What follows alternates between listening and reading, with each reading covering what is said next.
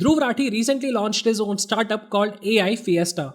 But the internet is asking, is this real innovation or just another AI rapper scam? Let me give you some context first and then I'll tell you my opinion too. But before that, let me just tell you I have nothing against Dhruv and his content. Matter of fact, I like most of his educational videos. So, AI Fiesta is a platform where you pay 999 rupees a month to access 6 premium AI models like ChatGPT, Claude, Gemini, Grok, Perplexity, and DeepSeek all in one app. Sounds like a great deal, right? Compared to paying 9600 rupees per month when you purchase all of them separately. But look, here's the catch. You only get 4000 tokens, and as per many people on the internet, these tokens will get easily used up in a matter of a single afternoon. But look, I still think this is a good option for casual AI users.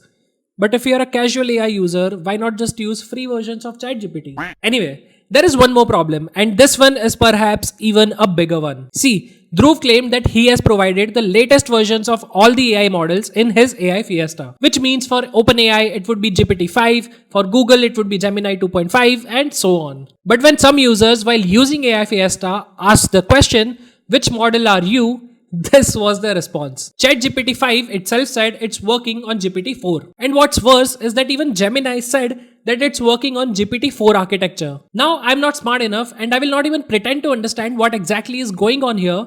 But if you are, please let me know what exactly is going on in the comments below. One last thing. See, we can all sit here and discuss what is right and what is wrong. But the fact is that Dhruv created something and 20,000 people have already signed up in the first 36 hours. To put this into perspective, this is 24 crore rupees in annual revenue. Now this is the power of influence. What do you think about this?